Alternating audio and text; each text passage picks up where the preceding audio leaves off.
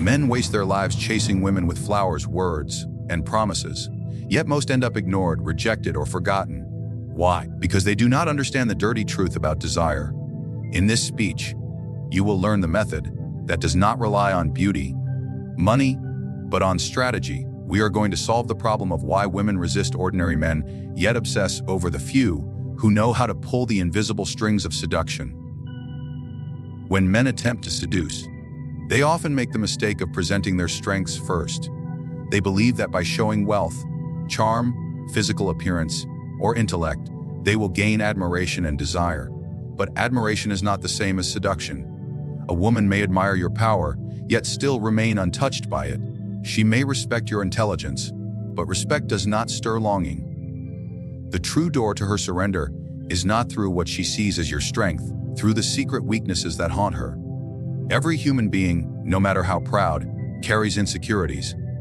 And it is in these soft, unguarded places that the game of seduction is won. To see weakness, one must first become an observer more than a participant. Instead of rushing to impress, watch carefully. Does she speak of her past with bitterness, revealing wounds that were never healed? Does she hide her insecurity behind laughter, behind arrogance, or behind carefully polished beauty? Every defensive wall she builds is an advertisement for what lies beneath it. The man who sees only what she projects will always remain blind. But the man who listens to her silences, who notices what she avoids, what she exaggerates, and what she denies, he holds the keys to her heart's prison. Weakness is not always shameful. Sometimes it is the hunger for validation, the need to feel special, the terror of abandonment, the craving for safety, or the desire to rebel against her own restraint. The method of seduction is to make yourself appear to be the one who provides exactly what her weakness demands. To the woman who fears loneliness, you become attentive, giving her the illusion of constant presence. To the one who has been betrayed, you offer gestures of loyalty, small and deliberate, until she forgets to question your motives. To the woman who doubts her beauty, you praise the very things she believes no one notices. And yet, this attention must not be reckless. It must be selective, calculated, and delivered in ways that keep her tethered to you. Men who attempt to seduce with blunt confidence often fail because confidence is expected. What stirs the heart is not predictability, but the sensation of being uniquely seen. When she begins to believe that you see a part of her that no one else has cared to notice, she will grant you access to her emotions, not just her body. The weakness she hides becomes the bridge through which you cross into her inner world, but you must never expose this knowledge directly. If she realizes you are using her weakness, she will recoil. The art is in making her believe she is revealing herself naturally, while in truth you are guiding the exposure. The dirtiest aspect of this method is that it does not require you to be extraordinary. It only requires patience, attention, and the willingness to exploit what others overlook. Many men try to compete with one another by displaying who has the best qualities, as though women select lovers the way they shop for jewels. But attraction is not logical. It is born in shadows, in fears, in fragile places. A woman may resist the advances of men who are wealthier, stronger, or more handsome. Yet she will fall into the arms of the one who makes her feel understood where she is most uncertain. That is the hidden power of exploiting weakness. It bypasses comparison and penetrates directly into the vulnerable core of her identity. Understand that weakness is not always visible on the surface. Some women wear masks so well that most men cannot see through them. A woman who appears independent may secretly be terrified of insignificance. A woman who is flirtatious may in truth be aching for stability. A woman who boasts about her power may secretly long to surrender control. To find these contradictions, you must never take her words at face value. Study her actions, her silences, her contradictions. When she says she hates being controlled, ask why she speaks so much about control. When she laughs too quickly at dismissive comments, ask why she tolerates them. What people deny most loudly is often what they most deeply desire. Once you identify the weakness, you must feed it carefully. Give her what she craves, but not all at once. Too much comfort, too much validation, too much attention, and she will feel overwhelmed or suspicious.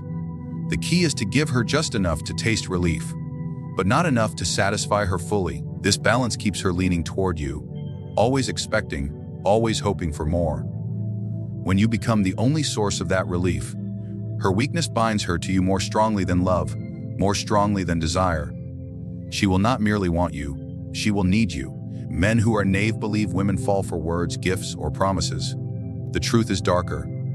Women fall for the man who can mirror their hidden wounds and offer himself as the cure. The one who learns to transform her private weakness into a dependence on him will hold her loyalty with a chain she cannot see. And because weakness is eternal, because it never truly vanishes, she will return to him again and again, even if logic tells her to run. The error most men commit when they wish to seduce is the hunger to reveal their intentions too quickly. They show their interest openly, they make their desires transparent, they confess what they feel in the hope that honesty will be rewarded. Yet honesty in seduction is not a virtue, but a weakness. The moment she knows exactly what you want, she holds all the power. Desire confessed is desire contained. To seduce, you must appear to move in one direction, while secretly leading her in another. The art lies not in clarity but in disguise, not in truth but in illusion. Deception does not mean lying directly at every step, for lies are crude and easily discovered. True deception is subtle. It is the ability to shape her perception of you, without her realizing that her view is being shaped. You do not say you are strong. You appear vulnerable at moments, when vulnerability makes her feel safe, and appear unshakable when she needs to lean on strength. You do not declare loyalty. You create situations where your presence feels more reliable than anyone else's, without the need to promise it in words. She comes to believe she has discovered these qualities herself, when, in truth, they are performances designed for her consumption. The strongest chains are not those forced upon someone, but those they believe they fasten themselves.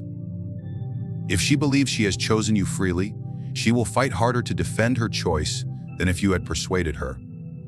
This is why deception is central to seduction. You are not placing yourself in her hands. You are letting her believe she is taking you into hers. But every step of her journey has already been mapped by your quiet calculations. She thinks she is chasing her own desires, when in fact those desires have been planted like seeds in her imagination. There is a particular danger in being too real, too soon. Reality strips away mystery, and mystery is the breath of seduction. If you reveal everything about your life, your feelings, your intentions, then she has nothing left to uncover. People do not value what is handed to them without effort. They crave what is hidden, what must be earned, what seems to resist them. Deception allows you to control what she sees and what she longs to see. You withhold certain truths, you present partial images, you create gaps that she will rush to fill with her own fantasies. In these fantasies, she completes the picture of you, not as you are, as she wishes you to be. And it is always more powerful to be desired as a fantasy than accepted as a mere man. Consider the role of contrast. When you appear kind, let it be followed by moments of distance. When you act vulnerable, let it be balanced with displays of dominance. When you show attention, withdraw it suddenly, so that she feels its absence like hunger. This fluctuation creates uncertainty, and uncertainty is the furnace of obsession. If she always knows where she stands with you, her heart remains calm. But if she is never sure, if she is always questioning, always seeking reassurance, then her mind cannot escape you. Deception thrives in this uncertainty, because she will never see your hand guiding it. She will believe it is her emotions betraying her, not your strategy. Many men underestimate the power of silence in disguise. Words can be questioned. Silence allows others to invent their own meaning. A pause, a withheld answer, an enigmatic look. These force her to interpret, to project her own desires and fears onto you. In that projection, she seduces herself. You merely hold the mask, while she fills it with life. In this way, disguise is not only what you show but also what you do not show. The unknown becomes the tool of control. Deception also demands patience. Impatience reveals too much. If you rush to prove your interest, if you rush to make her yours, she will sense the hunger and use it against you. A slow pace, a deliberate unfolding, gives the impression of control. You allow her to think she is reading your true self piece by piece, when in fact every piece she uncovers has been chosen by you in advance. The more she believes she is peeling away your layers, the more invested she becomes, because each revelation feels earned. What she never suspects is that the final layer, the true intention, remains forever concealed. This method may appear cruel, yet it mirrors the truth of human nature. Few people truly want reality. They want the dream that reality can never satisfy. Women do not seek just a man. They seek the story that comes with him, the illusion of being desired uniquely, the intoxicating sense of discovering what others cannot see. By disguising your motives and presenting yourself as a riddle, you give her the story she craves. She becomes not just a lover but an investigator, and the more she searches, the more she binds herself to you. Deception works because it mirrors the way desire itself operates. Attraction is rarely straightforward. It is always entangled with curiosity, uncertainty, and projection. When you master the art of disguise, you are no longer just a man. You become a canvas onto which she paints her deepest longings. She will chase what she thinks is her idea when it was yours from the very beginning. In this, the dirtiest truth emerges. Seduction is never about showing who you truly are, but about concealing enough of yourself to let her imagination enslave her. The greatest error men make in the art of seduction is to offer themselves too freely. They believe that constant presence, endless attention, and unconditional availability will secure affection. But what is abundant is rarely valued, and what is always within reach soon becomes invisible. Human desire is fueled not by what is abundant, but by what is rare. Scarcity creates value, and in the domain of seduction, value is born from deliberate distance. If she can have you at will, she will never truly want you. If she must wait, if she must wonder, if she must long for your return, her heart will bind itself to you more strongly than if you had remained by her side. This principle is not new. It is rooted in human nature itself. The rare jewel is desired because it cannot be found everywhere. The forbidden fruit excites because it cannot be consumed without effort. What is denied awakens obsession, and what is rationed is treasured. The art of seduction demands that you transform yourself into something she cannot consume all at once. She must taste you in fragments, never fully satisfied, always seeking more. This controlled scarcity keeps her desire alive, for nothing kills passion faster than certainty. Distance is not merely physical separation. It is emotional, psychological, and even symbolic. Physical absence creates space for longing, but emotional withdrawal creates space for insecurity. The mind begins to ask questions. Why is he not reaching out? Why does he not reveal more? Why does he not give what I expect? These questions, left unanswered, fuel a cycle of curiosity and unease that turns into attachment. When a woman feels she cannot predict you, she cannot control you. And when she cannot control you, she cannot ignore you. The naive man believes that closeness secures loyalty.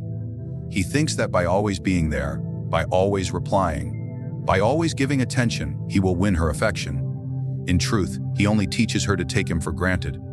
His presence becomes background noise. His messages become predictable. His gestures lose their charm. The wise man understands that withdrawal sharpens perception. When you step back, even slightly, every word, every gesture, every look becomes amplified in her memory. Absence magnifies the value of presence. Scarcity must be created with intention, not neglect. Neglect is careless and breeds resentment. Scarcity is deliberate, timed, and measured.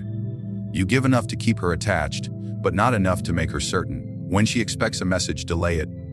When she craves your attention, offer only part of it. When she begins to feel secure, step away and let silence build tension. This is not cruelty but strategy, for longing sharpens desire, and distance makes the heart chase what it cannot fully hold. In this way, you train her emotions to associate you with unpredictability. She never knows if she has you or if she risks losing you. This uncertainty becomes intoxicating. She begins to chase reassurance, to prove her value to you, to win back what she fears slipping away. A man who is always available is never chased. A man who creates scarcity becomes the center of her pursuit. Even in intimacy, scarcity has its place. Do not give every part of yourself immediately. Hold back stories, thoughts, desires. Let her feel there are always layers yet to be uncovered. Each revelation must feel earned, not given freely. When she believes there is more to discover, her curiosity binds her closer than any promise of devotion. When she fears you may withdraw, her desire intensifies with urgency. Distance also creates power because it forces her to imagine. When you are not present, Her mind fills the void with images, scenarios, questions. She wonders where you are, what you are doing, who you are with. In this imagination, she creates her own torment, and you become the object of her obsession without lifting a finger. What she invents in her mind is always more powerful than what reality could offer. And by stepping away, you let her imagination work for you. But distance must be balanced with calculated return. If you disappear without return, she will detach. The method is to withdraw just long enough to make her uneasy, then return with a presence that feels rewarding. This cycle of absence and return becomes addictive. She begins to wait for the moments you reappear, and each reappearance feels like a gift. Over time, she does not realize she is no longer the one controlling the dynamic. You are. Her emotions rise and fall according to the rhythm you set. You are no longer simply a man in her life. You are the axis around which her emotions revolve. What makes this method dirty is that it does not require beauty, wealth, or even extraordinary skill. It requires only discipline and restraint. Most men cannot resist the urge to give too much, too soon. They want to prove themselves, to secure affection quickly, to leave no doubt. But this eagerness exposes weakness. The one who can withhold, the one who can create distance while maintaining allure, becomes the rare figure she cannot easily categorize or control. And it is precisely what she cannot control that she cannot resist. In seduction, the rarest quality is not charm, not strength, not kindness. It is restraint, to hold back when others rush forward, to remain silent when others reveal, to disappear when others cling. Scarcity and distance transform you from ordinary to extraordinary, not because you are different, but because you are rare. And rarity is the most powerful magnet of desire. The pursuit of seduction does not end when a woman feels attraction. Attraction is fleeting, like a flame that burns bright but quickly fades if not fed with fuel. To master the darker art of seduction, one must not simply create desire, transform that desire into something deeper: dependence. Dependence is what ensures that her thoughts cannot escape you, that her emotions tie her to you, even when reason tells her to let go. It is the point at which she no longer chooses to want you, but feels unable to exist without the emotional rhythm you control.